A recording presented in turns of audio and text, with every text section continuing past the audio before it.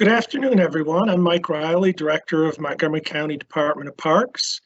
Welcome, everyone, to the continuation of our Park Speaker Series, where we focus on trending topics relative to the world of parks and recreation. And thank you for the opportunity to put on a tie today, so I don't forget how to tie one. This is the first virtual edition of the Park Speaker Series, so you're all experiencing a bit of history today. I hope and suspect it will all go well. I want to not presume you all know who we are, so I'm just going to start telling you a little bit about our agency. Montgomery County, Maryland is a county located on the north side of our nation's capital, Washington, D.C. We're part of a state-chartered bi-county agency called the Maryland National Capital Park and Planning Commission, which includes our sister county, Prince George's, to the east of the District of Columbia. In Montgomery County, we manage 424 parks, consisting of over 37,000 acres of parkland, which accounts for about 11% of the land in our county. About 75% of that land is held in conservation, and the other 25% is developed for active recreational amenities. We serve about 1 million residents. It's a very diverse community in terms of race, ethnicity, and income, and we are very proud to be the recipients of an unprecedented 6 gold medals from the National Recreation and Park Association for being the top park system in the country. So today's discussion centers on one of our most utilized and valued amenities, trails. In Montgomery County, we have a trail network of over 70 miles of paved trail and almost 200 miles of natural surface trail. Our trails are one of the amenities that have remained open during the pandemic, of course, with guidelines for user safety, including social distancing and the wearing of masks. And the pandemic has only highlighted the relative value of our trails towards our community's mental health and well-being. People need to get outside and exercise, and our trails have been a top venue for that. In fact, they've been so popular that we have opened 7 miles of a roadway, and consistent with the Open Streets Initiative around the world, 7 miles of our parkways have been closed to vehicles and open to people to help people thin out on our most popular trails in our populated down county areas, trails like the Capitol Crescent Trail and the Sligo Creek Trail. We also have an initiative to encourage people to visit the trail less traveled with over 250 miles of trails. We're asking people to maybe not use their favorite trail during peak times, but to go try to visit a trail that might be in another neighborhood. So with that, let me just give a few housekeeping notes before we get into introducing our speakers. First, we're recording this presentation, and we'll be providing a link following the presentation so you can refer back to any information that is presented. Second, I want to direct your attention to the upper right of your screen where you see a question mark. This is the Q&A box. This is where you can submit your questions or comments at any time during the session. And we will set aside time at the end of today's session to ask our presenters some of those questions. And next, for those of you that are pursuing continuing education credits from the American Planning Association's Professional Institute or the Landscape Architecture Continuing Education System, please click on the sign-in link in the Q&A box so we have a record of your attendance today. With that, I'm going to turn it over to the chair of the Planning Board, Casey Anderson. The Planning Board oversees the park system in Montgomery County, and Casey will be introducing our speakers and providing a little more information on today's topic.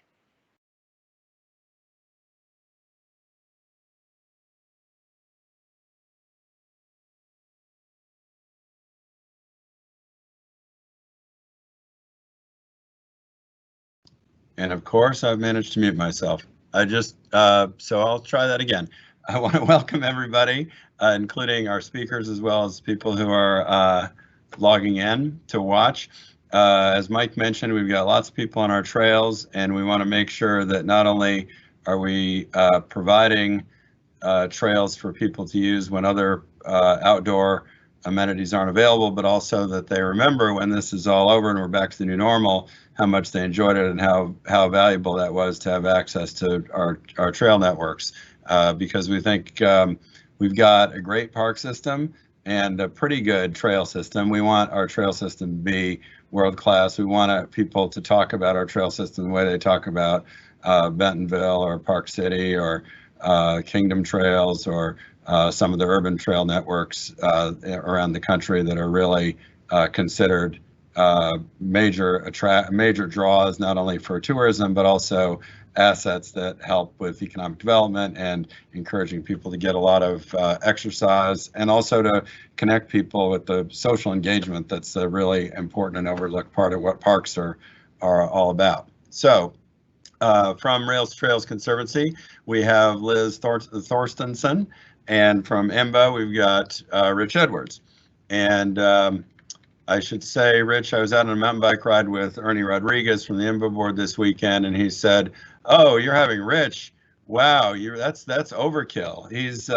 He's way more than you guys need just for Montgomery Parks." And I said, "No, Ernie, you're selling us short again. We want to be world class. We want only the best." And so we're happy to have both Liz and Rich here because we know that your reputations are really national, actually even international, in trail building and trail design, and also making the case for why trails are important to building community. Liz is the Vice President of Trail Development at Rails-to-Trails Conservancy. She has spent over 13 years in urban planning and economic development, focusing on active transportation, sustainable development, and economic recovery strategies. She is passionate about linking the benefits of active transportation networks with real-world equitable development. And Rich is the Trail Solutions Director or rather the Trail Solutions Director of Construction Operations at IMBA. He has led trail projects, done assessments, and taught trail building clinics in 33 states and 8 countries. He teaches the latest in trail design, construction, and management practices, and is an expert in the creation of multi-use trail systems that accommodate a variety of trail users and skill levels. So first we're going to hear from Liz, and then from Rich, and then we'll take questions. So without further ado, Liz, why don't you take it from there? Thank you so much, Casey. Oh, I think someone needs to mute, and then we'll get rid of that echo. Great. Thank you so much, Casey and Mike and Montgomery County Parks, for having me today. Really pleased to be speaking to you all about the connectivity of trails. And really, when we were planning this presentation several months ago, it was before the pandemic really got going. And so when we kind of regrouped and decided we would put it online, so much has happened, right? So much has happened with the pandemic, and trails have played a huge role in people being stuck at home and needing to get out. All those great points that Casey and Mike made. So that's about half of what I'm going to talk about today, is the role that trails are playing during this unprecedented time we're living through. And then I'm also going to dive into our fabulous regional trails network here in the DC region, and our aspirations for growing it and making it world class, and the role that Montgomery County plays in that. So and then I'll be circling back actually and kind of tying that piece together, the trail network together with the COVID-19 role of trails, and wrapping it up and handing it over to Rich. So with that, just to tell you a little bit about Rails-to-Trails Conservancy, we opened our doors in 1986. We're a national nonprofit organization. Our mission is to create a nationwide network of trails from former rail lines and connecting corridors to build healthier places for healthier people. So we really started out with doing that heavy technical assistance, helping people all over the country get rail trails going. You probably are all familiar with our fabulous rail trails here in our region. And really, as the profession around planning rail trails has become more professionalized, our mission has evolved as well. And so a big part of what we're focused on now is networking all of these great rail trail spines together in our communities and throughout the country. So I'll be coming back to that later and talking about how that weaves together what we're doing here in our region. So first, I wanted to point you to a bunch of resources you can find for COVID-19 and trails. I have our website up there. If you go to rails-to-trails.org/COVID-19, you'll find a bunch of resources for trail users that we're keeping up to date. These are some of the first ones we did, but we have more recent ones. How to stay safe, what the latest is, following your local guidelines, as Casey and Mike mentioned, and all kinds of webinars, data, talking points, pretty much everything you could imagine. So as mentioned, really, as the lockdowns came into place and people, really were, as spring was coming, people were really looking for ways to get outside. We saw this enormous boom in trail use across the country. We took a look at 31 different trail counters we have in different spots around the nation and looked at it week over week compared to the same weeks in 2019. And we have this national average increase of about 200%. And I know that some of our local numbers here on our really popular trails well exceed that 200% number.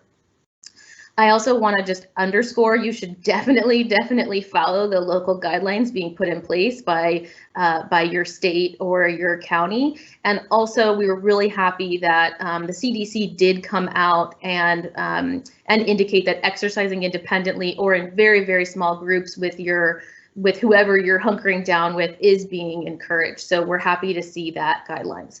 So with all of this just huge amount of trail increase in use, we took our standard, we have a trail etiquette campaign called Share the Trail. You can see it here. And we took that and we really updated it and made it specific to the situation we're living through with COVID-19. So really focusing on keeping your distance, really visiting trails that are close to you, staying with the folks that are in your family, not socializing. And Montgomery County has done a great job of this too, and I'm going to share some of those resources in a minute.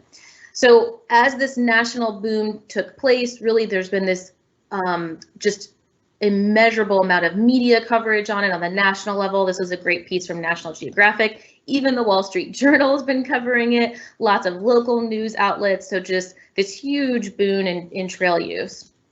So with all of that, this huge demand, it really started to put pressure on all local governments, trail managers, nonprofit groups that manage trails, and really put trail managers in this position that they really could have never predicted they'd be in.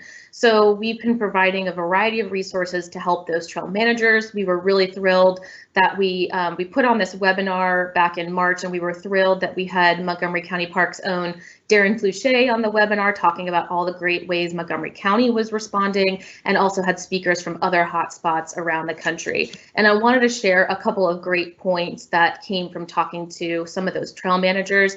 One of the biggest points that's still so important, even as we go through these different ongoing phases of things reopening, things may close again, we're going to be in this flux for a while. But one thing is really important is to stay close to home. I still have friends and family who I am scolding because they are driving for 30 to 60 minutes or more, driving out to these faraway destination type trails and facilities. And it really puts a strain on, if something happens to you, like a car accident, or you have a health incident, somewhere on your way or out there, it really puts a strain on systems that are already strained. So really important, stick close to home. Going to talk more about ways that Montgomery County and others are supporting that. And just really common sense, if you get out there, if a parking lot isn't already closed and you're seeing that it's packed or the trailhead is packed, that means you can't safely socially distance. So turn around, go home, try to go at times when it's less popular, try to go at times, or try to go to trails that are less popular, and just, praising again the county's efforts of encouraging those same things. So as trail managers were experiencing this surge in use, we decided we would do a survey, and we got 113 responses from trail managers across the country. They represented public, government, nonprofit groups, volunteer-only groups, and got some of their immediate feedback. So during this time and still ongoing, most, not all, but most trails and trail networks are remaining open, but with other facilities closing, like bathrooms, camping grounds, rec centers, to just prevent more spread of the virus, to make it safe for staff who would have to clean that. And so really important that people clean up, after themselves, take your trash with you, all those things. And we asked, have folks seen an increase of usage on their trail systems? And 88% said yes. And one really big qualitative point we heard from people was that while there isn't specific numbers to know how many of those are new trail users, we know there are a lot of folks that are new to using trails and may not know as much about trail etiquette and those kinds of things. So I'll come back to that and how important it is for us to help educate folks about good trail etiquette. And we also asked, is your organization doing any encouragement or enforcement protocol around social distancing and etiquette? And half said yes. And a lot of that comes through really great signage, social media, and I've seen a lot of great support both locally in our region and around the country from local media outlets helping to get that message out as well. So this is I love what Montgomery County Parks is doing. I love that it's in English and Spanish. I love this nod to trail etiquette with the person at the far end communicating to the person in front of them that they're going to be passing on their left. Really, really important that we educate our friends and family who maybe aren't as familiar with using trails, how to be a good trail user with all of us out there. This is, again, our Share the Trail campaign. And so, again, updating it for COVID purposes, encouraging the 6-foot distance, avoiding playground areas or any kind of area where groups form. I've heard of groups doing things like, really trying to remove any kind of congregating around trailheads. So removing any kind of thing that would promote that, like if there are seats or benches, trying to move those away, closing parking lots to prevent what I mentioned earlier, if people are driving to places, really trying to, I think trail managers are in this tricky position where they desperately want to keep trails open, but it's really about this fine line, about not having too many people out there at once. So I know they're just, for me to advocate on their behalf, they're really, and local governments all over the country are just trying so hard to find the right balance because, as Casey and Mike said, these are critical facilities for our physical and mental health during this time. But I think for the most part, what we learned from that survey I just mentioned was, for the most part, most folks are following the rules. They're trying to be conscientious. I think it's just sometimes if there's just so many people, then it just can become untenable. So as that spike in trail use started to happen, there was a couple different things going on. People either realized they didn't live in super close proximity to a trail and they were going to have to drive, which I just discouraged, or there were just places where those places just didn't have regular access to the outdoors, right? From looking at it from an equity perspective, a lot of disinvested neighborhoods may not be next to green space, or you might live near a great trail, but it was super overcrowded.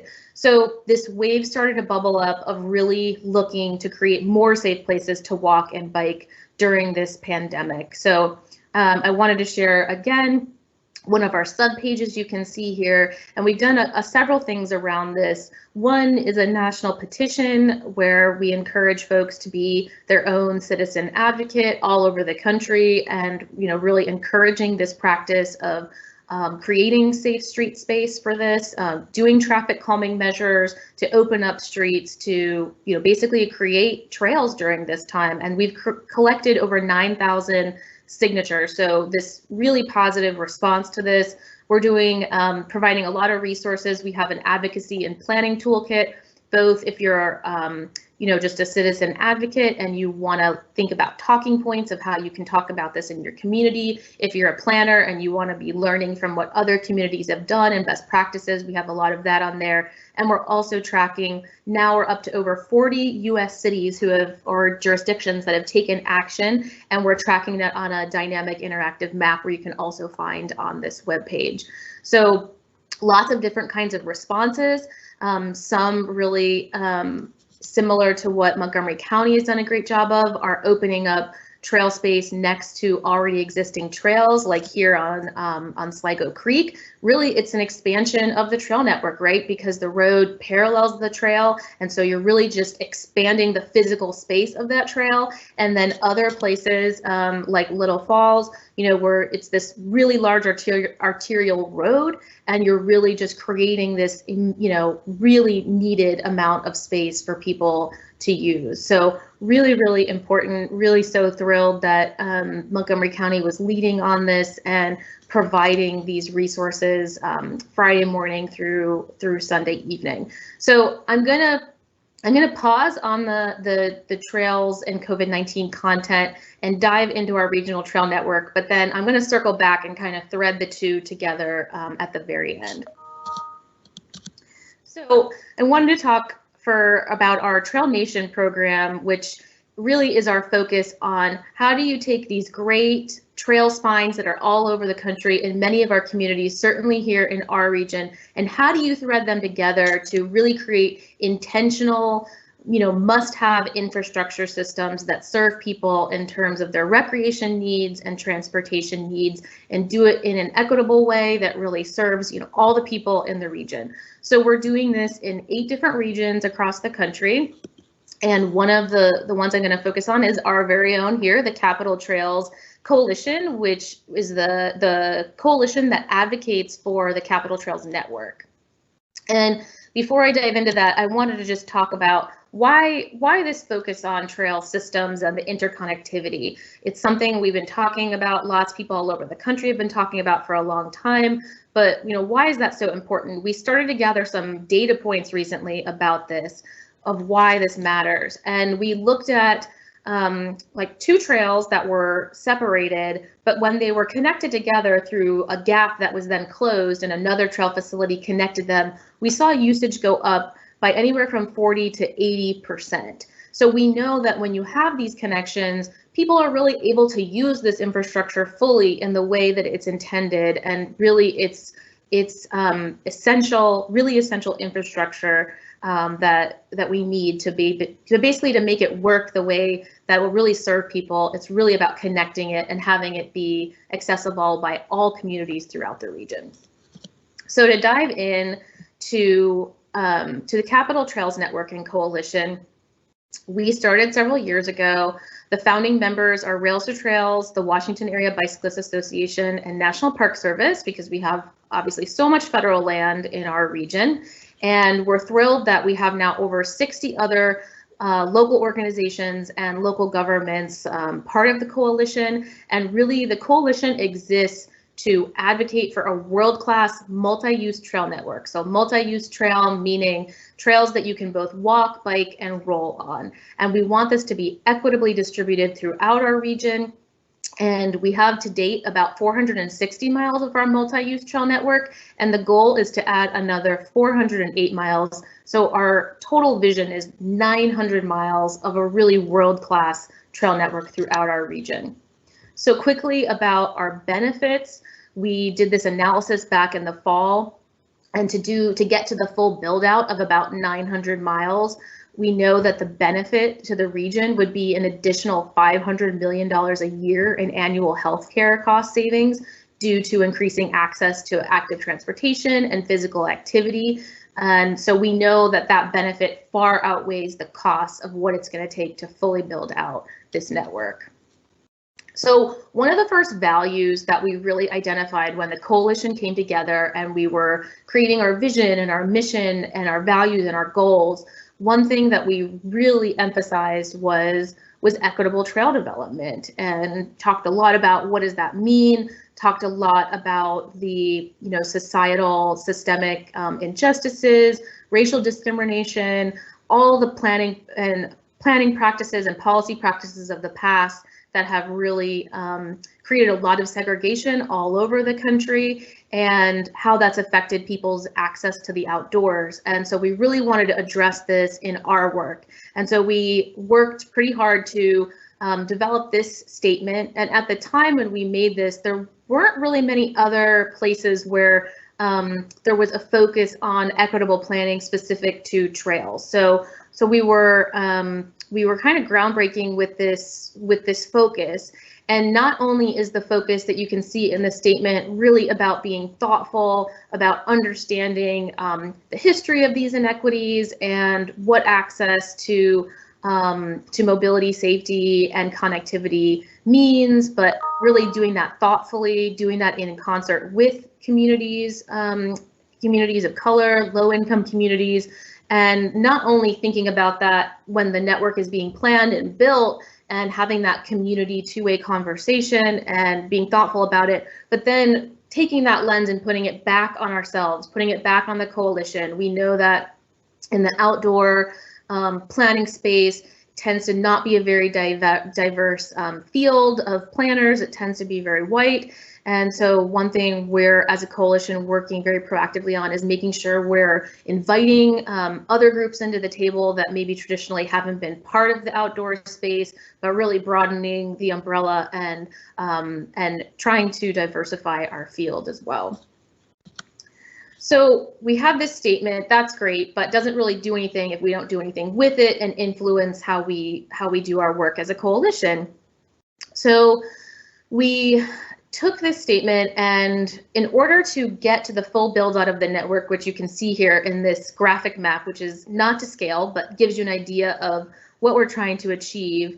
In order to get this, there are 152 separate projects that have to be completed. So that's a lot. And so one of the ways that we're addressing that with our equitable trail development lens is we did this spatial analysis. We looked at high population density areas, low income communities, communities of color, and activity centers, which are defined by our regional council of governments, which are basically job and commercial centers. And then we overlaid those with the build out of the trail network. And so what you see here is that analysis. And the green lines, the darker green lines that you see are the projects that basically met all those criteria I just mentioned. And so those are 22 different projects. You can see some in Montgomery County, and I'm going to talk about those in a minute. And we took those, and then we also had lots of conversations with all the different jurisdictions in the Capitol Trails Network region, and asked every county and the District of Columbia, what are your top 3 multi-use trail project priorities? Got those. Those were about 29 of those. Overlaid that with the 22 projects that came out of our equitable trail analysis, overlapped them. Luckily, there were about 11 projects that overlapped, so that was great. We were really thrilled to see that. And then what that landed us on was about 40 projects that really rise to the top. That if we can finish these 40 different trail projects, these are like the most key projects out of the beginning of that 152, that if these 40 projects can get done, we'll be on our way to building out this system. We think it'll help catalyze the rest of the system, and we're really prioritizing those segments that get us to that equitable lens, making sure all the communities that maybe haven't had access to trails are starting to get that access. And I failed to mention at the beginning, I apologize, that the jurisdictions that we're including in the Capitol Trails Network are DC, Prince George's County, Montgomery County, Arlington County, Fairfax County, and the city of Alexandria. So that's our footprint. I want to dive into a couple of really key segments in Montgomery County that are part of Montgomery County's multi-use trail network plans, but also that the Capitol Trails Coalition and Capitol Trails Network has really prioritized from the exercise I just walked you through. So we're looking here at Montrose Parkway East, and so the purple that's circled there, that's the planned Montrose Parkway East project, and Montgomery County has just got these fabulous multi-use trail system, fabulous spines, mostly spines, and really, as is the case with a lot of the Capitol Trails Network, a lot of the needed connections to really make it world class tend to be, not exclusively, but tend to be east-west. So this is one that came up high on the priority list, and I really wanted to highlight it because you can see it creates a really critical connection between Montrose Parkway that's already completed on the left of your screen, That's the spine you see running in the middle is Rockville Pike, and then the green lines you see over to the right are the Rock Creek Trail System. So that Montrose Parkway East is a really critical east-west connection that gets you from that retail job center area on Rockville Pike and then connects you back in to the trail system. So really, really important. And most of the photos I'm going to show you are by my fellow Capital Trails Coalition Steering Committee member, Eric Brenner. So thanks to him for these photos. And then, of course, the Purple Line Trail, you can see circled here, really critical connection to extend the CCT Trail over past Rock Creek Park Trails into downtown Silver Spring. So really, really important connection. And then if we keep going, this one didn't come up on the make the final 40 cut, but in light of the kind of COVID lens that I just presented to you all, I wanted to highlight it because I do think it's quite important. So Wayne Avenue Trail, also called the Green Trail, people I think call it different things, but I circled it there in red, and you can see this really important connection between Sligo, which we just talked a minute ago, right, is doing the open streets on the weekends, and then takes you back into downtown Silver Spring. Eventually, you know, you can then connect onto that Purple Trail, and then eventually to the Met Branch Trail as well. So you can see the different sections of the Met Branch below that red circled line, but then this connection through downtown Silver Spring that'll then connect you up with the rest of the downtown and with the Purple Line Trail. So you can see these, none of these are huge, right? Like if I go back, these are not huge segments that really, but they get you to these critical connections that we know when you don't have those, it essentially just really ends the possibility of really being able to use these facilities as critical infrastructure, which we know we need right now and into the future. So just to start to wrap up a little bit, I wanted to highlight we're really grateful that the Washington Post covered the Capital Trails Network and Coalition back in the fall. This was the lead piece on a Sunday issue, and it was great. Like it really spoke to the need of this trail system, what it would mean for the region, you know, what the benefits are going to be, what the cost is, all those things. So that's a big part of what we're trying to do as a coalition and a network is just, you know, communicate to folks like you who are listening right now, get this out in our local media, the importance of this network and what it will really mean for our region. And one thing just to flag for your awareness is we have a great interactive map. If you go to capitaltrailscoalition.org, you can navigate to this interactive map, and really it allows you to learn more about what's already built, what's planned, which are some of those segments I just showed you, and you can click on those, and the ones that are open, it'll take you to Rails-to-Trails TrailLink website, which is our trail finder website, and it'll give you directions to navigate to those trails. How do you get there? And then for the planned trails, the ones that made that really high priority list that I just talked about, it'll take you to some of our advocacy campaigns that are run through WABA and really spotlight, tell you more about the project, what phase it's in, how you can help support it, and it's really an educational tool so everyone can kind of understand, you know, what projects are coming online and, you know, how can you be a part of it. So the green are that you see on the screen, the green are the completed trails, and then the orange, you can see there's a lot of orange left to go. Those are the planned trails that are part of the network. So I wanted to wrap up and kind of bring these two threads together, the Capital Trails Network, Montgomery County Trails Network, and the importance of walking, biking, and trails during this pandemic, and even in the recovery of the pandemic. And I wanted to highlight this graph on the right that's from Forrester Research Inc. And I circled in blue that in phase 3, that management piece, right? Because we're gonna be living with that for probably a long time. You know, you can ignore the timings. You know, everyone has a different opinion on how long and what months and all that. But I wanted to call your attention to that management piece, because we're all going to be living in this fluid back and forth in terms of protocols changing. You know, maybe things will open, maybe things will close, but whatever it ends up being, no one really knows. And what we do know is it's really going to keep changing the way that we get around, that we work, that we travel, how we get together, how we eat, how do we get places, right?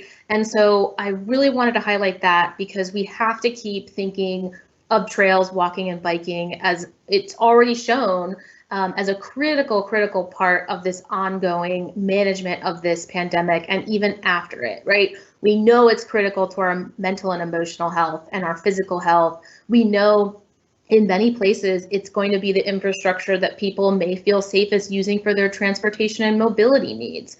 We know that it's, like I just talked about, providing equitable access to recreation of the outdoors, transit equity. If we think about lots of frontline workers need to get to transit, and we think about that first mile, last mile, it's really access to trails, walking and biking that's going to enable people to use that kinds of transit.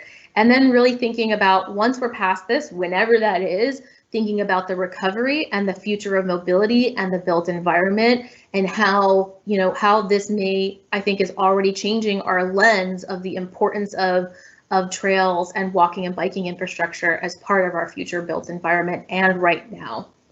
And I'm just so thrilled that places like Montgomery County and so many places around the country have taken swift action to really prioritize, you know, creating these temporary facilities so that people can do that.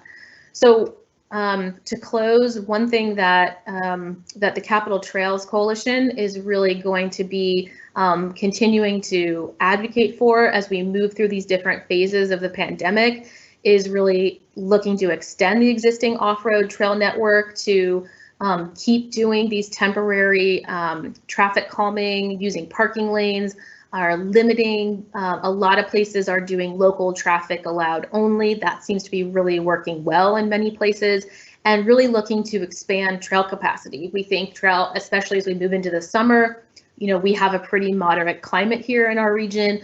There's probably going to be a demand on our trail system for quite some time. And so really, again, looking how do we expand the trail capacity that we already have and that is overloaded by doing those parallel street routes, like again, Montgomery County did on Sligo Creek Parkway, but looking to do more of this, you know, throughout our region. And then finally, looking at those trail projects that are in the queue that I just talked to you about, and looking at, out of all those projects throughout our region, which ones are shovel ready, which ones can get shovel ready, because for possible near-time construction and possible infusion of funds, in the hope that, as was the case in 2008, 2009, in the hopes that there will be, which we don't know yet, but we hope there might be a stimulus package that could support those kinds of transportation and infrastructure needs, and just making sure that our region, from our active transportation and trails perspective, is really ready for that. So this is really where the Capital Trails Coalition is going to be. You know, we're already thinking through these things, and, you know, we'll be reaching out to really all the jurisdictions and trail users, trail enthusiasts like all of you, and I'm sure we can all work together and really raise this and keep trails at the forefront of this time. So thank you so much for the opportunity to speak today, and I think I am passing it back to Casey.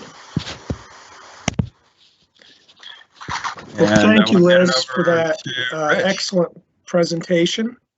Thank you, Liz, for that excellent presentation, particularly the very ambitious plan to complete the trail network. We being the Park and Planning Commission know that no great things happen without a good plan to give the justification. It looks like you've got a great plan, and we certainly want to play our part in Montgomery County to complete some of those remaining key links. I also want to really commend what you presented about factoring in social and racial equity into the prioritization factors. We are trying to do that, like many jurisdictions, with all of our capital investment.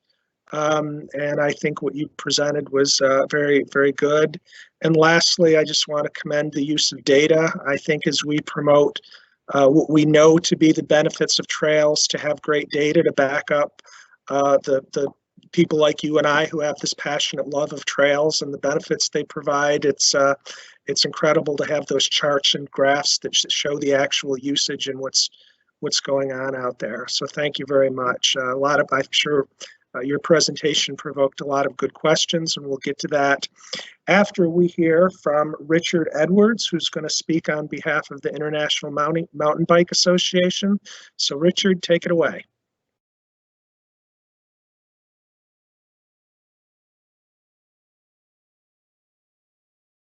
I think you're muted, Rich. Let me try that again. Thanks to everyone for attending. Thank you, Montgomery County, for hosting the program, and to Liz. That was a very informative session, and for all the work that RTC has done making trails happen around this country. Before signing on for IMBA, over 20 years ago, I called DC home and cut my teeth on doing trail work, being a volunteer trail steward in Rock Creek Park. Liz went in depth on the COVID-19 response techniques. We're gonna, my presentation is gonna focus a little bit more on how we use great trails to make great communities. Next slide. So our mission is, and you can tab for, yep, thank you. Our mission is to create, protect, enhance great places to ride mountain bikes. We've been doing this for 30 years now around the world. Currently our focus is trails close to where people live, trails close to home. We found that the trails that people can ride after work, the people that can get to every week, those are the ones that are really important for them. It's great to have dreams about backcountry trails you can aspire to and get to occasionally and plan your vacation around, but it's those trails that you get to ride every week are the ones that really have the mental health and the physical health benefits. Those are the ones that really bring a community together. And so our goal right now is to make sure that everybody around the country has good riding experiences within a few minutes of their home. Preferably, riding experiences they can pedal to from their house. Next slide, IMBA Trail Solutions. Trail Solutions is the program I work for. We're a fee-based operation. We provide professional level trail design, planning, education, contract management, and construction services. And we helped write some of the books. Next click, please. Some of the publications that are the current body of knowledge for the trail industry. And well, we are IMBA, and we do have definitely a focus on mountain bikes. We are also one of the specialists in shared use trails because we know how important it is to have good mountain bike access. It means that we all need to play well together, and we need to have shared use trail systems and opportunities that aren't just shared use in name only, but actually functional shared use trail systems that provide effective experiences for everybody. Next slide.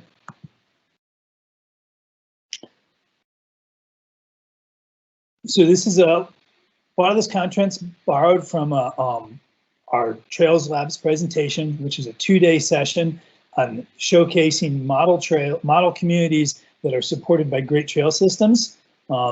And seen as the intent in Montgomery County is to have world-class trails. Figured talking about how to have great trails would fit well with it. Next slide, please. I will cover a lot in this presentation. Feel free to take notes. If we're not able to answer all of them in the questions afterwards, my contact information will be there. I'm always willing to discuss aspects about trails and trail system development. So trails are important. They give you the active lifestyle. They make the places we want to live the places we want to live. Increase your property value and the community value by providing more recreational amenity and economic benefits, both through being able to recruit the right people and making communities where people want to live. Next slide.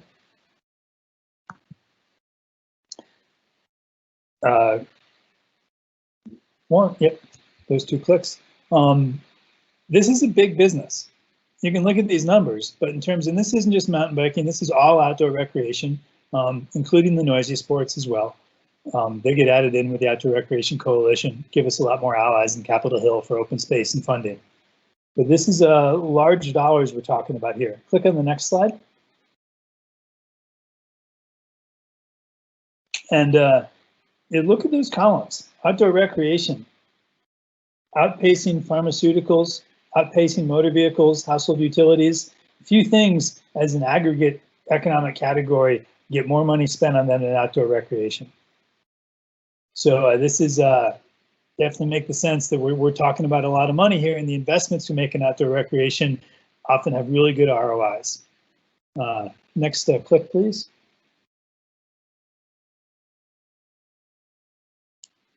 Trails create that sense of community. And this is a competition that all major communities are in right now. Where are you going to recruit, and how are you going to recruit your future labor pool? Specifically, the folks in your labor pool that you're going to find really valuable.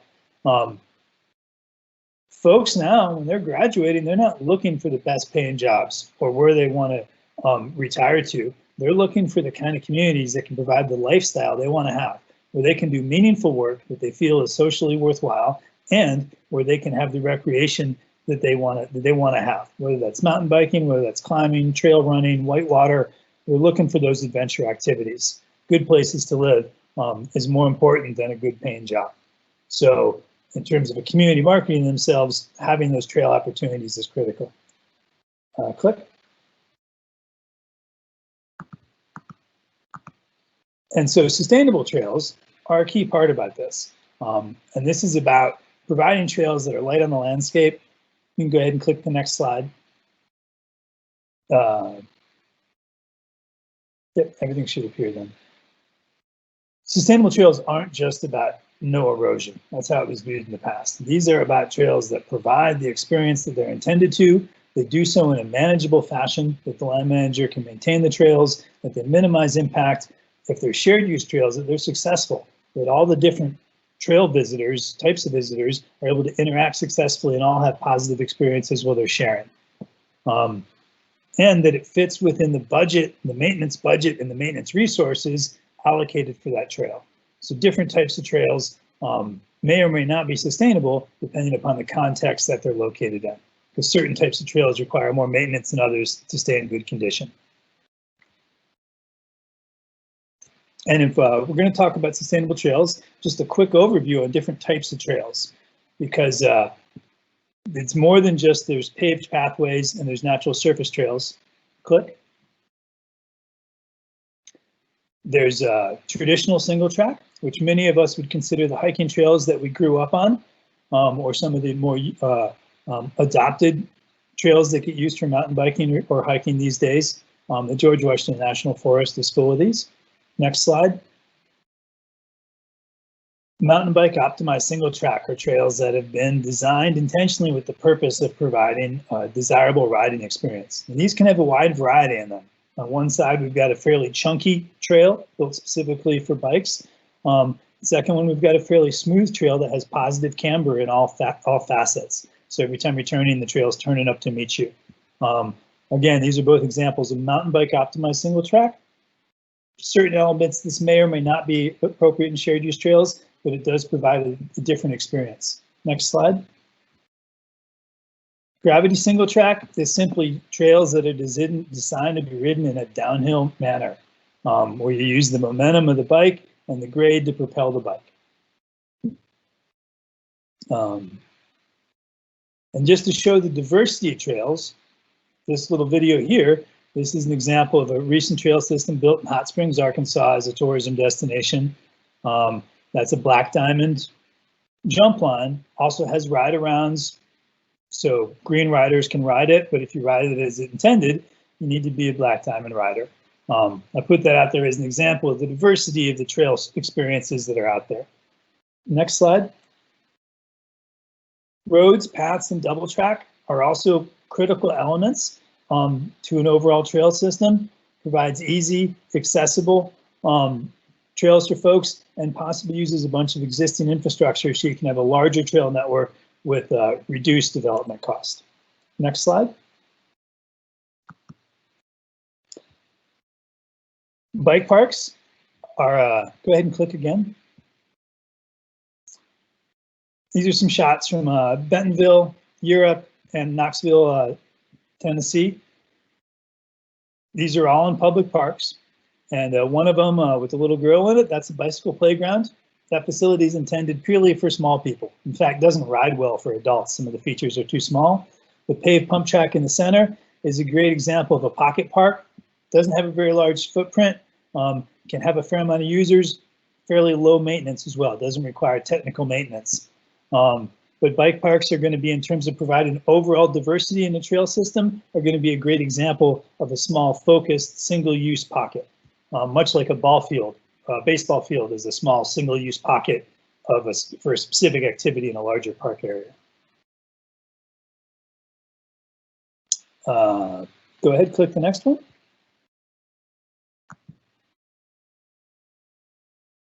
So we're going to talk about, we talk about mountain bikers here, but a lot of this stuff applies to all different trail users. Next click.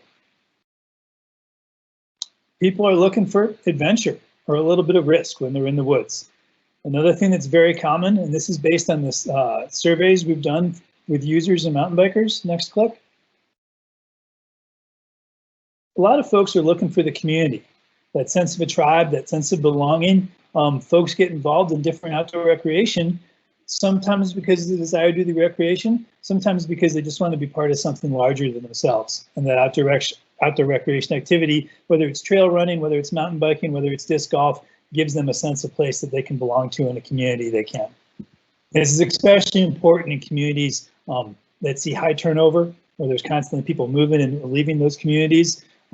Having social activities that encourage around mountain biking or around other outdoor activities gives those people a way to quickly merge into the community. Of course, we would not be recommending a group ride set up that way during COVID-19. Go ahead, click another one. Access is common across all trail users. Need to have access for our trails, whether that's trailheads, whether that's access in the communities, whether that's connectivity with larger paved trail networks. One recommendation we have made now in terms of managing groups of people is to facilitate more distributed parking and distributed access in the trail networks to the point where additional entrances in the trail networks may be developed to allow people to have dispersed parking and not be concentrated in parking areas or trailheads. Access benefits, exercise. Survey of mountain bikers, it came out very clearly that people really wanted to get outside and exercise. This was a big deal. And this is something I'll touch on later about how with good trails, we can take people who are more concerned with being athletes and exercising and instill in them a conservation ethic that they may not have come to mountain biking with. The next slide. This is a really important thing if you want to have a diverse trail network, one that appeals to all different types of users, is there needs to be some kind of skills progression and different difficulty rating. Not all hiking trails are the same, or equestrian trails, or mountain bike trails. They all have different levels of challenge, and the challenge aspect is important to the sports, to the idea of being outside, the idea that you've overcome something, you were able to do something this week you weren't able to do the week before, and that sense of overcoming challenge creates a valuable sense of self-worth and inspires people to keep engaging in that activity because there's always future challenges to overcome. Next slide. And challenges come in all shapes and forms. It can be a rock outcropping. You know, different folks come from different levels, so all different types of mobility. The size of the feature doesn't indicate the level of challenge that the individual is having overcoming it. So it's important to have all different levels of challenge. So irregardless of where folks are coming from, they've got the ability to be successful at doing something they didn't think they could do the day before. Next slide.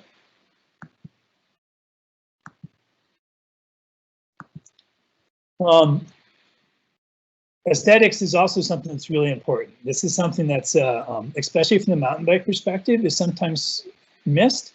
It's seen that we're all about the thrill or the motion. And while there certainly is some zen to well-balanced motion and the way the bike handles with the trail, sometimes the bike is just merely a vehicle to get to the beautiful places we want to spend time. So good aesthetics are important, those vista and destination points. However, I will note that with mountain bike trails specifically, we have the ability to create a trail that's so dynamic in its experience that even if it's not in an aesthetically pleasing place, it can be a highly desirable recreation experience.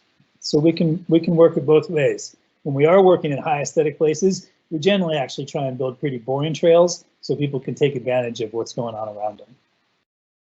Next slide. And people want to escape. And this is very important. One of the things I'd say, one of our recommendations for COVID-19 is in your communications to be very clear to people about when the low use times are or which sections of your trail network receive the least use, and to encourage folks to go explore either during those low use times or in those sections of trail that are harder to get to or harder to find or not used as often. So how to create a model trail community. Next slide. And one more click.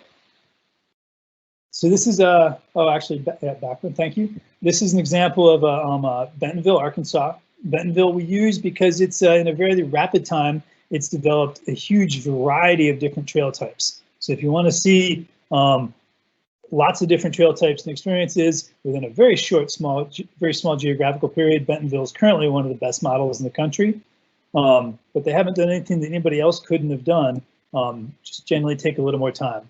The map on the side, you can see there's a paved trail that connects all of these various natural surface pocket networks. Very similar to Montgomery County or to Fairfax County, taking a page from Olmsted's Emerald Necklace, where you've got a greenway corridor connecting a bunch of open spaces.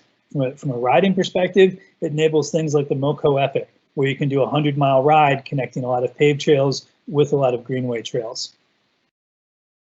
In terms of putting together a model trail community, the different aspects of planning, designing, building, activating, promoting it. The key thing there is we often get lost in just the planning and the building portion of it, and we forget about the important aspects afterwards of inviting the community. Next slide. One more clip. And back one, sorry. The transitions are quick slide on the economic benefits to Arkansas. The tourism is a small part.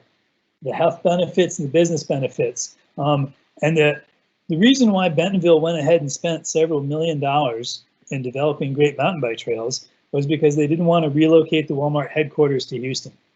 They did the economic analysis of relocating the headquarters to be able to get the employee retention they needed, and determined that it would be cheaper for them to build the community that people wanted to live in Bentonville, and then they wouldn't have any recruitment problems. And they certainly haven't.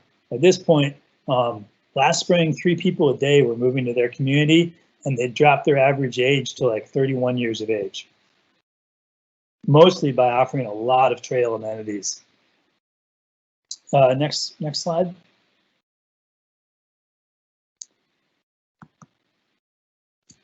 And next one. So starting with the planning, how to get to a model trail community is we want to really consider what the end objective is. What do you intend to do with trails? Do you want to create a community where people want to live and stay there? Do you want to create a tourism destination? Do you want to generate Olympic level athletes? Do you just want to do community benefit and provide people access to get out? Do you want to do a variety of those things? All of those need to be considered during the planning process so it's possible to achieve those. Next. And one more clip. So in creating the vision and making this happen, especially in places where there's it's almost always never just done on a government level or just done on a citizen level, but it's a collaboration of a variety of stakeholders. In many cases, especially in the DC metro area, there's good demonstration of collaboration across multiple agency levels. Having people on the dream team that help put together a project together, having the different skill sets, the different community leaders who are going to be able to carry the water when needed to make something happen. Next clip. The different types of planning, and I apologize if we have a lot of professional planners and this is a little remediary, but we've got feasibility studies. Can things be done in that area? Is it possible? Concept plans, which are generally zone level. Concept plans are aimed at like providing a very base level picture of what's possible, what the potential costs are, but we don't get too worried about the detail about exactly where the trails are going, more just look at it from a zone level. And then a master plan, which is going to have the more trails plans exactly lined out, more of the details in there, more of the constraints figured out. Next phase.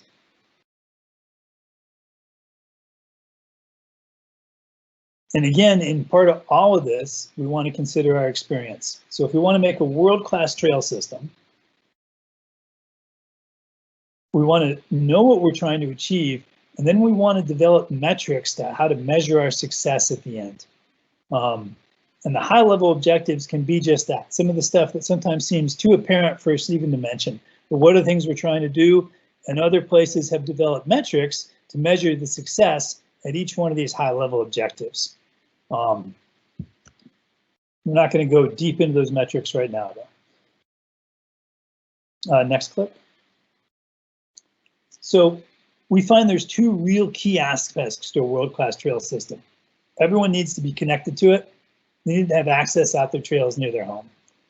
And then secondly, there needs to be a lot of diversity in the trail system. We want to have, rather than having every trail be the same, we want to have a diversity of different trail types, some open to different types of users, and some of those may be optimized for specific experiences. So you may have mountain bike specific trails, you may have equestrian specific competition trails, you may have hiking only trails, you may have climbing areas, that all, by limiting certain types of uses in certain areas, you can really push that experience envelope and offer an experience that may not be usable on a shared use trail.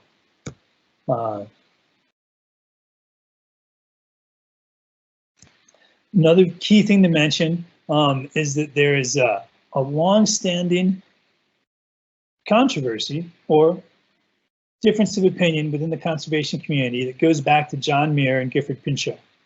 And that is the debate between whether full preservation of land for land's sake versus preservation and conserving land through use of land. Trails fall more on the Pinchot side of the argument, that we should allow people to access that land, use that land for different purposes, and that creates value. We know that by providing super emotional and powerful trail experiences, we can take people who would not have considered themselves conservationists and bond them to the land through the experience they have in experiencing that trail, and create supporters who will then protect that landscape because of the trails that are on it, and successfully become conservation allies in this. This is important because if we look at trail crowding, the basic solution to trails being crowded is to have more trails. We could try and reduce the population or discourage people from using trails, but we've been for decades working on getting more people out on trails. We're now hugely successful on that. And if we're going to have more trails hinges on more open space. So we need to make the value of open space very apparent to the average citizen. And one of the best ways to do that is to let them have great experiences on the existing open space on high quality trails. And we want to have that diversity in that trail experience. So there's something out there for everybody. We want to be able to invite non-traditional trail users, people we wouldn't consider to be part of the conservation community, and have them have fun in the woods. Their trails that they use and they ride may look significantly different than the trails we grew up on, but they're doing the same thing we are, which is having a very enjoyable time in the outside, and the outside then has values to them. Next.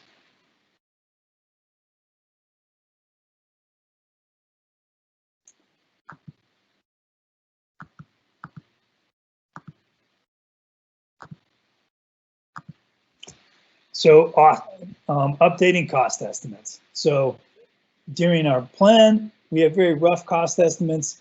Left this in here so folks can see the different types of trails that may be talked about. We're not just doing one cost estimate for one trail, but that each different style of trail may have a different cost estimate, both through the design, construction, or the signage requirements.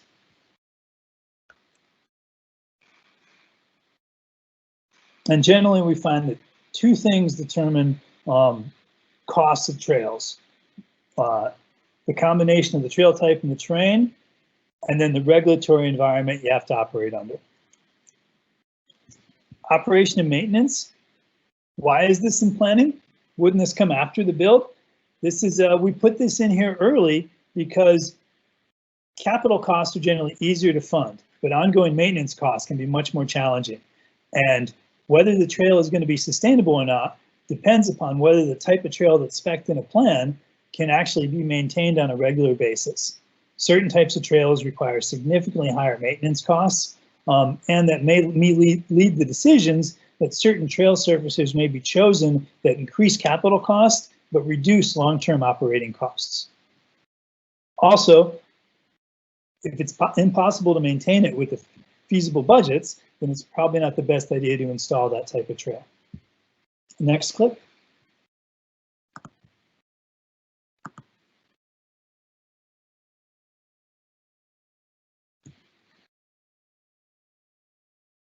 So graphics to let people understand what's going on. Click the next one. We find the stuff in the lower right corner has been very useful for describing to people what the potential facility is going to look like. A lot of times, especially as cyclists and as trail builders, we use a lot of buzz terms that may not be apparent to people, or even worse, may have dual meanings depending upon the person hearing the word. So we find that graphic depictions of the types of trails and trail style are the most useful at getting the points across. Next one.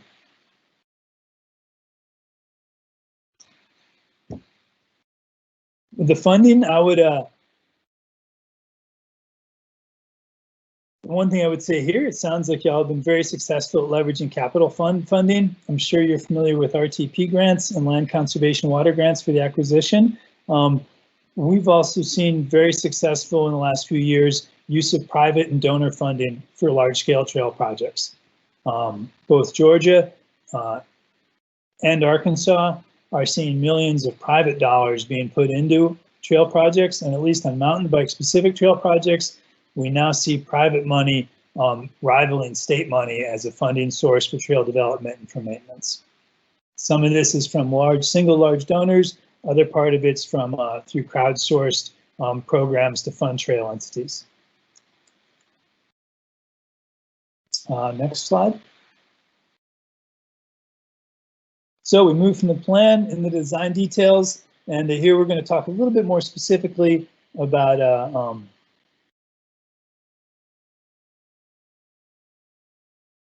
the different types of trails and types of experience. So next slide.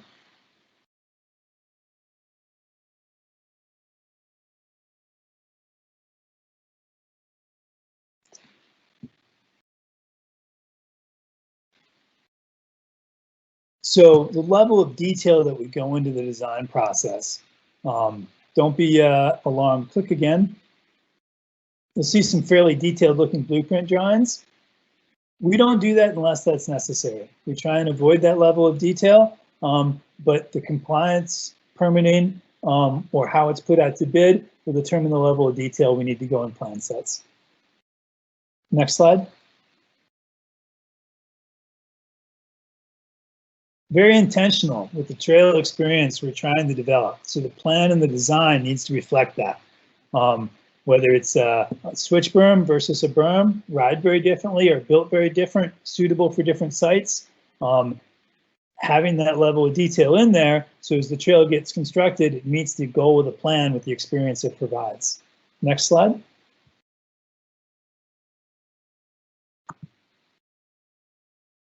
Not all mountain bikers are alike. Not all trail users are alike. And during the design, we need to determine what kind of experiences which trails are going to provide. The grade corridor of the trail, the radius of the turns, the texture level, the level of exposure from the side slope. All of those play into like what kind of experience it's going to provide. Next slide. One of the things we'd consider is the level of challenge or difficulty offered by the trail. Next slide. How remote is the trail supposed to feel? Is one of the objectives to limit visitor interaction, or is it in the front country where there's a high tolerance for visitor interaction? This may determine whether we want the trail to be directional or not to minimize the interaction. Next slide. The best single way to minimize visitor interactions is to make trails directional. If they're bidirectional and they're a loop trail, you see about 50% of the people that are out there. If you're all going the same direction, you only see the people that you're exceptionally faster than or exceptionally slower than. However, having trails managed directionally often requires an intentional design, or you can step outside the acceptable behavior cone of your visitors. Your trails right next to your trailhead are going to always have your highest density. They're best to spec for directional loops. We strongly recommend always planning and designing trail systems for directional management, even if you don't do that management early on in the trail system's lifespan. This isn't needed when the trail system isn't at capacity. You need the directionality when the trail system is at capacity, or you're reaching your carrying capacity, or you want to expand it. And that's oftentimes after the trail system's been in use for a couple of years and been discovered.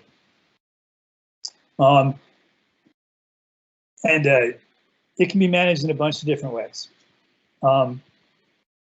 Competition venues, it's become very popular to offer NICA courses, either training or NICA loops or adult competition venues. Well, it's possible to adapt many trail systems to it. The best case scenario is if those trail systems are designed from the get-go to serve both as public trail systems and as competition venues, so that when you have a competition, you don't eliminate the possibility for having public trail networks.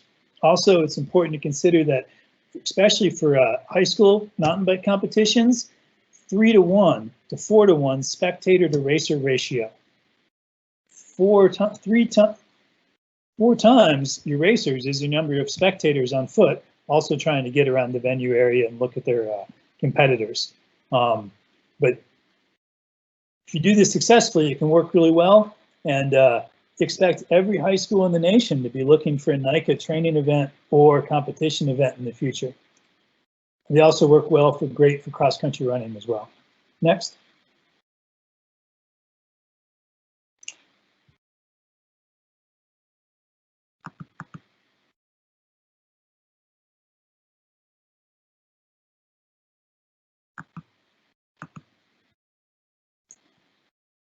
I apologize. My timer stopped working, so someone wants to send me a chat about the time.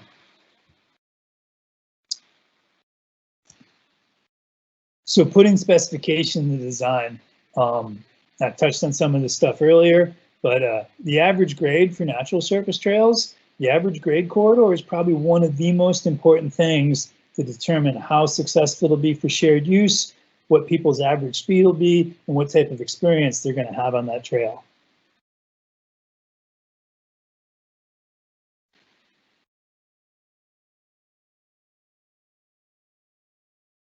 Ground truthing, making sure the map actually matches up with the terrain, and that the terrain allows us to provide that desired experience.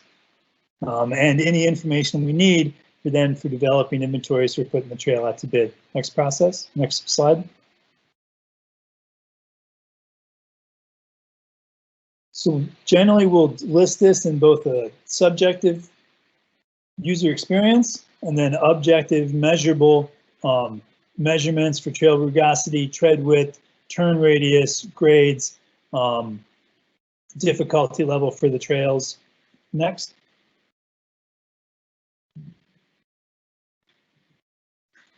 Again, I mentioned about the plan sets. We try and keep them as simple as they can be and still convey sufficient detail. Next. And this is important, regardless of how you're going to build it, you're still going to want a good design set. Whether you're guiding volunteers, whether you're guiding your agency crew, whether you're bringing in a youth corps, whether you're hiring professional contractors, you're all going to want to have a design set that enables them to build something that meets with the desired experience in the plan set and complies with any local regulations that have been baked into your design. SWIP, stormwater.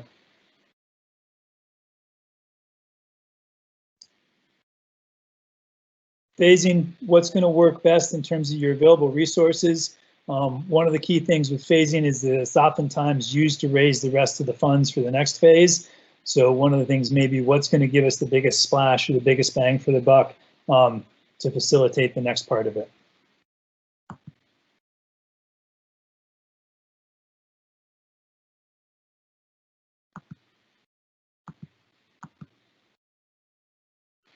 It is important, especially if you're if you want to keep riders excited, is to have changes, especially on your more dynamic trails, to plan for alterations, to plan for modifications. That, hey, in 2 years, we're going to go through and we're going to refresh this, we're going to change this up. This is especially the case if you're offering, say, a mountain bike specific gravity trail or flow trail that may only be one tiny part of your whole system, but you want to make those users happy. And part of this is that if you don't have any trails like this, you potentially have a situation where people are creating trails like this on their own because the demand's unmet. So providing a little bit of this experience in a managed fashion often provides a nice fuse for well-intentioned folks to do it in a managed fashion rather than unmanaged. Next slide. Operation and management plans are recommended for more developed trail systems. This is just your guideline, your playbook for how you're going to make decisions about what's going to be fixed, what's going to be signed, how you're going to maintain stuff, your maintenance intervals, inspection intervals, how you're going to keep your records.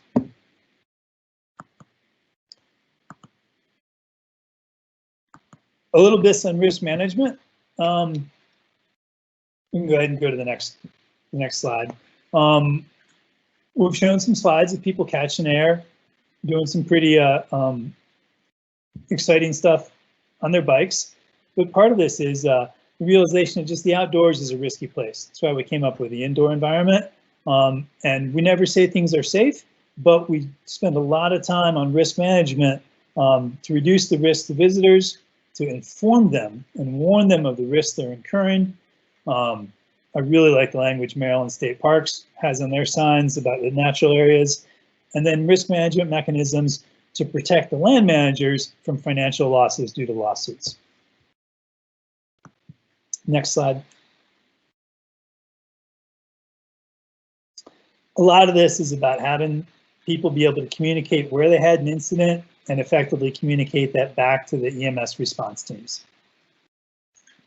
Next.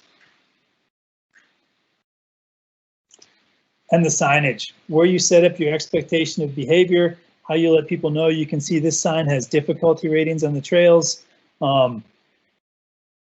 provides people with good behavior and etiquette expectations. Again, during the COVID-19, Liz had great examples of the signage that's been put out there, letting people know repeatedly what they're expected to do. Getting people to change habits is difficult.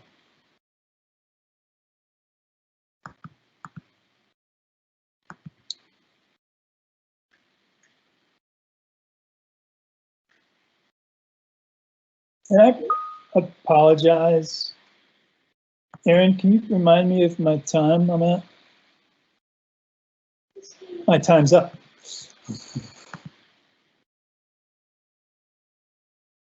We'll do one more on the one more slide. In terms of the build models, you can there's a variety of different choices. Montgomery County has an agency staff. I know you work with volunteers with more, and there's professional contractors out there. We generally find a lot of our best results come from a mix of those and having different resources do different parts of the project.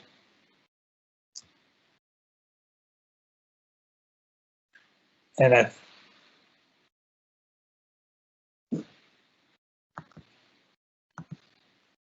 we can go and jump ahead to the activation slide and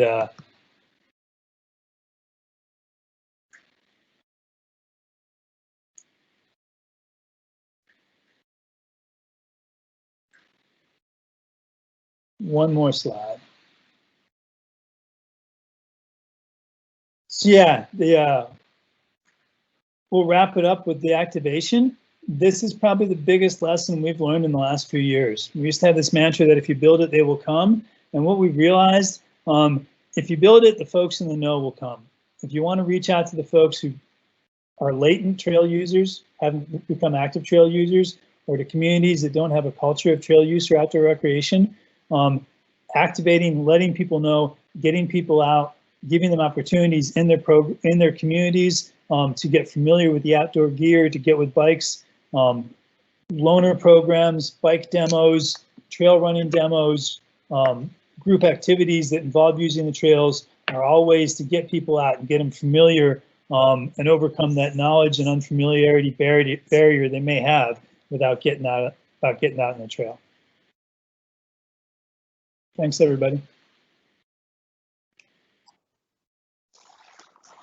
Richard, thank you so much. You covered a lot of ground in your excellent presentation. I could take the rest of the time just with my own comments and questions, but one of the things that really resonated with me was the concept of a variety of experiences close to home. I think that one catchphrase kind of describes what we're really trying to do in Montgomery County with our trail network.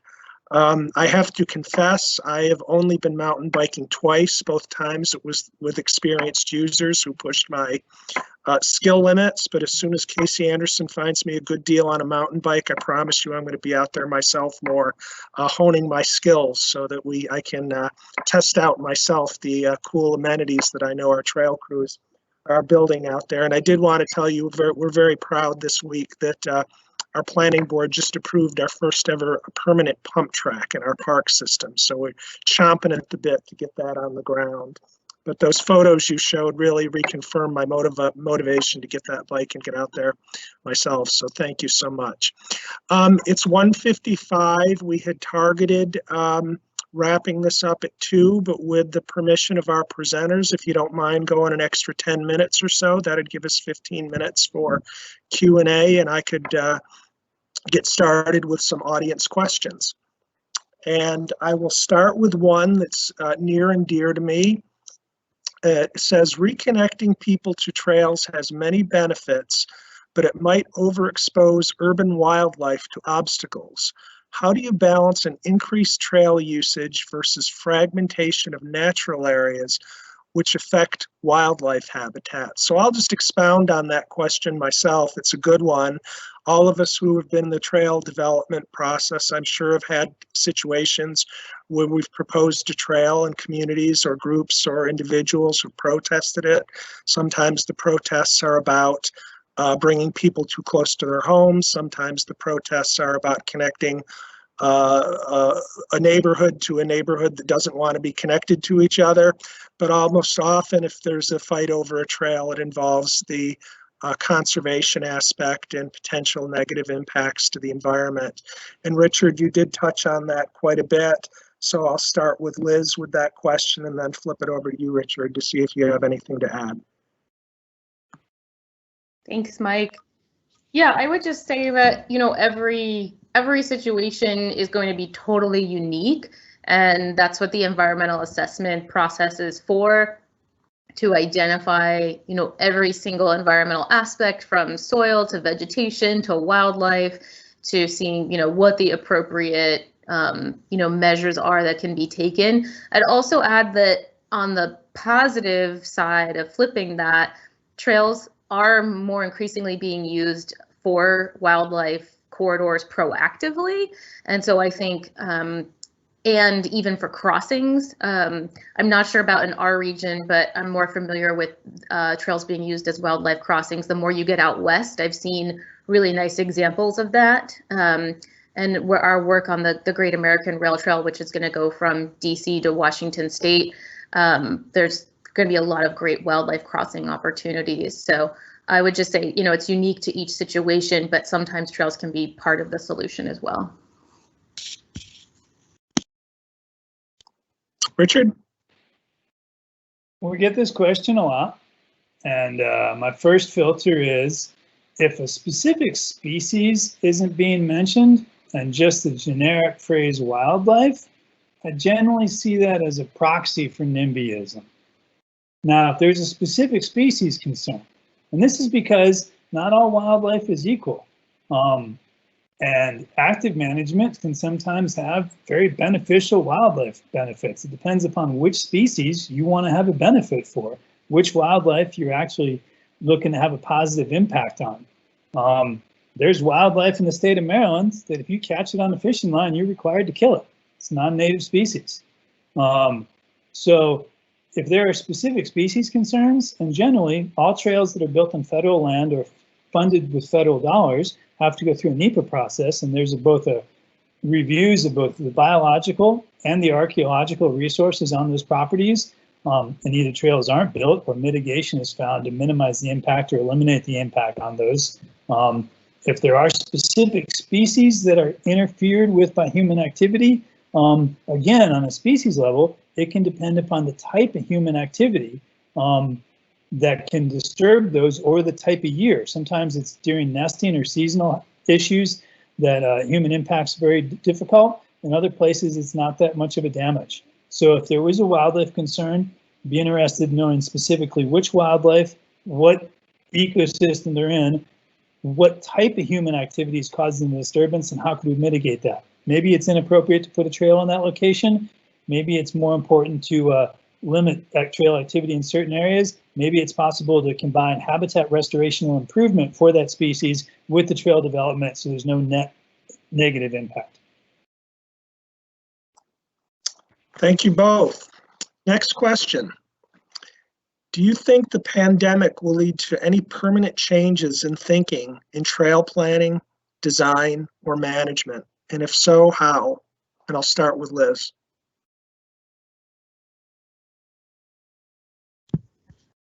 Yeah, I think absolutely, you know, a lot of what I mentioned already. I think the biggest thing is, you know, exactly what Richard said, that with the overcrowding, you know, we have to create more safe spaces, and that's this whole movement around open streets that RTC and many others are tracking, where over 40 cities have taken action. And so I, you know, in my wrap up, like I mentioned, I think and I hope that will really extend well past whenever the recovery of this pandemic is, that people are realizing how valuable it is to have access to those safe places to walk that are separated and protected from traffic. And I think just these simple measures that aren't expensive, you know, some of the hesitancy around open streets when the wave first started to take place a couple months ago was like, well, it's going to be expensive and we can't afford it. And it's like, some of the places that are doing the most mileage are doing it with like orange cones and things they already had. So it doesn't have to be expensive. And so I think just showing there are more expensive ways you can do it, but there are also really inexpensive ways you can do it. And so I think that's part of what we're doing at Rails-to-Trails right now, is trying to call those best practices, and we'll be putting out more information, you know, every week in terms of what are the low barriers. There aren't a lot of barriers to entry to creating these spaces. And I think the extension, that's why I love this Lego Creek example so much from Montgomery County, because really that is an extension of that trail. And even before the pandemic, that was like a very well loved, very well used trail. And so I think that's just a perfect example of where you're physically creating greater space. And I think just the overall demand to finish these trail networks as well, you know, in the recovery phase of how important this infrastructure is. And I think the movement towards open streets is even before the pandemic, but even now, I think that kind of immediate availability to safe walking and biking just allows people who maybe weren't regular trail users to experience it, and then really want to connect with the permanent, you know, infrastructure of trails. So I think there's this really symbiotic relationship, and I think basically, you know, able to reach more people and see how important it is right now. So we'll be working on, you know, pushing this message nationally as Rails-to-Trails Conservancy, and then also the Capitol Trails Network is going to be doing that as well.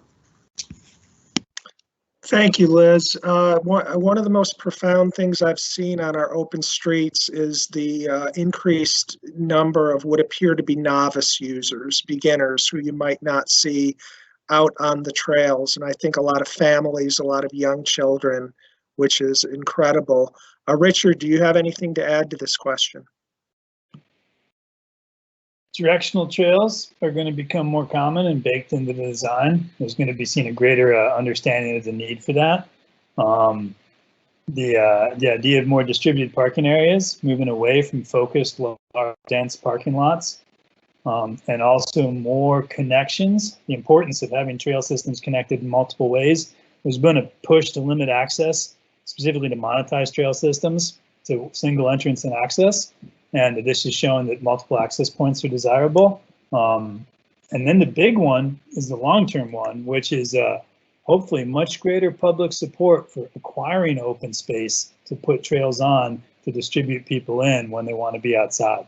That the places that are crowded and that we're at capacity, those should all be places that are, hopefully folks are inspired to look for the funds to buy additional open space in the next decade.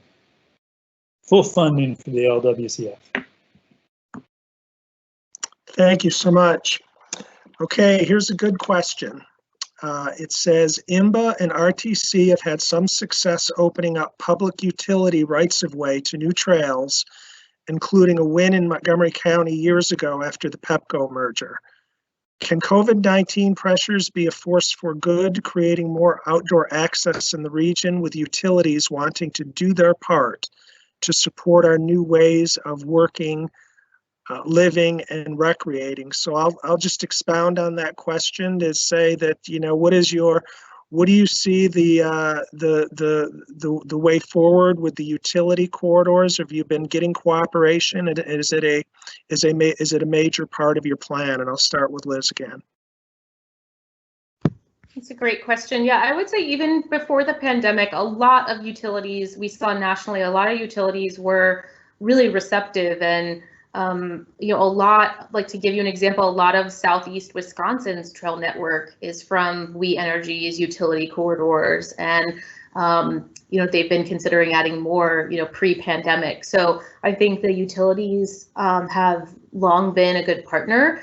There's, you know, they're very responsive. The ones we've worked with, they're very responsive when the, you know, when we approach them and talk about the importance of the connections. And I absolutely think in these more urban spaces, like where we live in our region, sometimes those are, you know, the only options to make those critical connections between, you know, if it's a transit facility and a neighborhood, or connecting two trails together. And I think they understand that. They seem to be pretty open to it. So something at Rails-to-Trails that we really prioritize is looking at all kinds of rights of way, including utilities, not just former railroads, but all kinds of rights of way, because we know that, you know, it's in the beginning of the movement, it really was about like, okay, there's this 200-mile railroad corridor, that's going to be a trail, great. But now it's got to be, it's much more place specific and much more about the specific connections and how are you connecting people to the places they want and need to go. So I absolutely think that's part of the solution. Richard? Couple things. When we're talking about natural surface trails, and we're talking about generally lower grades. Railroad corridors worked great because railroads didn't go on steep grades, even the shays.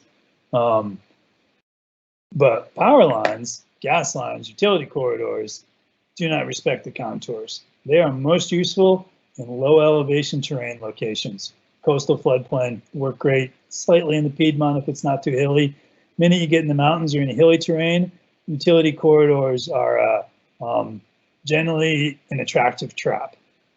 And the fact they look like they might be a public right-of-way or public accessibility, but if their grades are over 30%, they're probably not usable functionally as a trail corridor. Also, in a lot of states, utility corridors aren't usable for anything but utilities. They may not be owned by the utility company. They may be an easement. They may be a very restricted easement. So in certain cases, they can definitely provide solutions, but I wouldn't feel trapped in a utility corridor. One of the other corridors that isn't often considered, but seems like it has really good dual purpose, are stream corridors that would benefit from additional riparian corridor protection, either through conservation easement or acquisition, and having trails then inside those riparian corridors so that we can protect our waterways, the most sensitive zones near our waterways, which are their buffers right next to them, and provide trails. And since, at least in our valleys and our Piedmont areas, those streams and rivers are generally on lower grade locations anyway, those can be ideal places for trail connectivity between communities. So this will be our last question. We'll wrap up a fashionable 10 minutes or so late, and it's a good question, an important question. There's actually two here that are related, and I'll ask them both.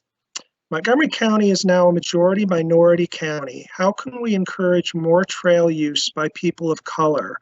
Where in the US is this being done well? And the related question is, do we know what types of trail experiences people of color want? Is there any national data on this? Liz. These are really good questions. The second question, yes, I will have to follow up with the exact source because I'm not remembering exactly what it was, but there was a study done a few years ago on that topic that did show how different ethnic and racial groups may use trails and trail systems differently, and based on geography and lots of different factors. And so I think those are things to definitely look at, but I would say that they're region specific, right? Like no race or ethnicity is monolithic. So a lot of times it's looking to the local planners in any town, county, region, and really talking to people, I think, is the most important thing, and making sure that they're engaging with all different kinds of people, especially maybe groups that don't feel like they have a voice.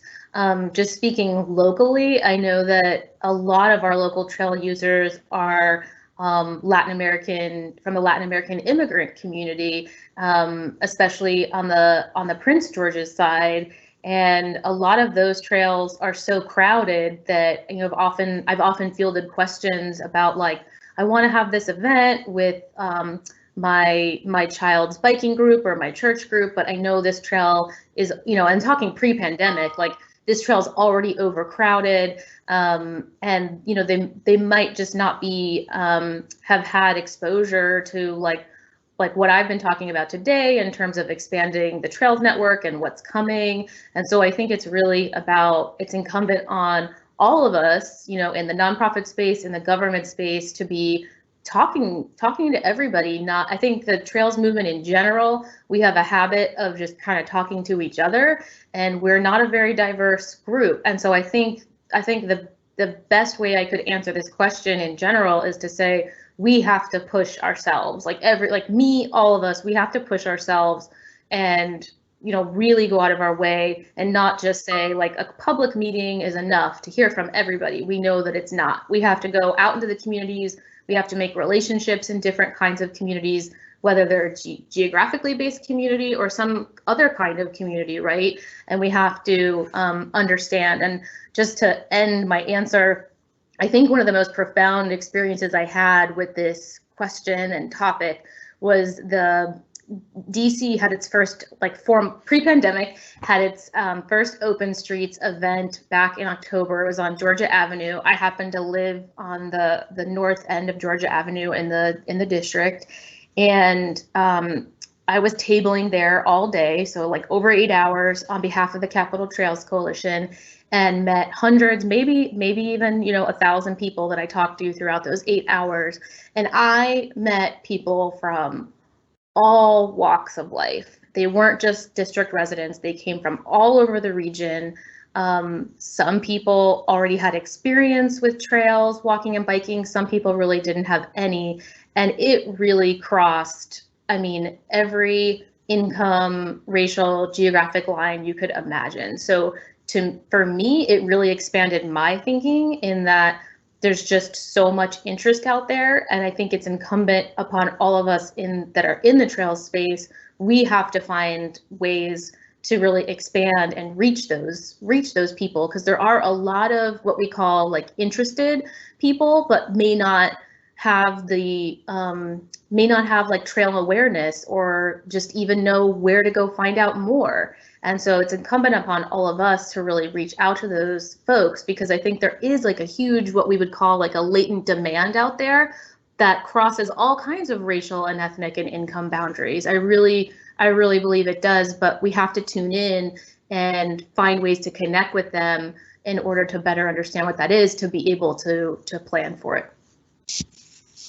Thank you, Liz. That was a great answer to a really good and important question. And I saw Richard doing a lot of head nodding as you were speaking, so I think he has something to add.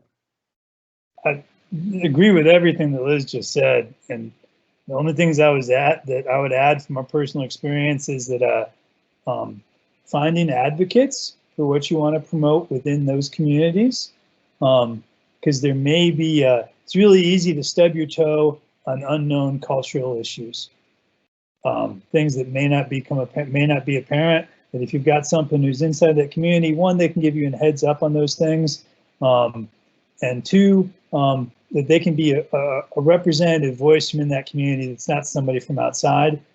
One event that we've seen that was successful in a variety of locations is an outdoor demonstration event where there's an outdoor, say, festival, but you've got the opportunity for people to be fitted on demonstration bikes. So someone's fitting them on bikes, showing them how to put on a helmet, how to fit a helmet, showing them how to ride. Especially if it's got a small dirt trail nearby, you can do short guided rides. You can do this for all kinds of outdoor activities. Here's how you fish. Here's how you use rollerblades. Here's how you put on a backpack and set it up for camping. All those things that there's that initial barrier for entry, and people are a little intimidated about going into a shop and asking questions because they're just like, that person wants to sell me stuff. But if you can have that gear out there for people, introduce it to them, demystify it for them, it's much more likely that they're going to feel that level of confidence they need to borrow their buddy's bike or to go buy a bike or to go for a walk and feel confident in what they can do and that they're going to be able to find their way back. Excellent. Well, I really want to thank both you, Liz, and Richard for sharing your valuable time with us, and to thank your organization, your respective organizations. It was very insightful, and I want to thank you for offering your contact information. We could not get to all the good questions that were asked, so I imagine there's going to be some people who want to reach out to you if we couldn't get to their questions. I hope, as far as I could tell, this first ever inaugural virtual episode of the Park Speaker Series went pretty well. I'm not aware of any major technological glitches. I ask that you please stay tuned for information about additional topics on our website, montgomeryparks.org/speaker series. And let me, before I sign off, ask if Casey Anderson would like to make a few closing comments and sign the show off. Well, you know, every time I think I've heard everything there is to say about trails, I see a presentation from folks like the speakers we had today, and I realize that I haven't even really scratched the surface. So that's great. Thank you for, I think you've given us a lot of new things to think about, even though we've spent quite a lot of time thinking about ourselves, and we'll take that and apply it. I hope we have your PowerPoint presentations, because I think we'd all like to plagiarize them, to be perfectly blunt, if that's okay, and also to look them over again and think about some of the things you've said when we have some time, and we do seem to have some time lately. So if you wouldn't mind sharing those, that'd be great. So thank you, everybody, for watching, and please get out there on the trails, but stay safe and stay healthy. Bye-bye.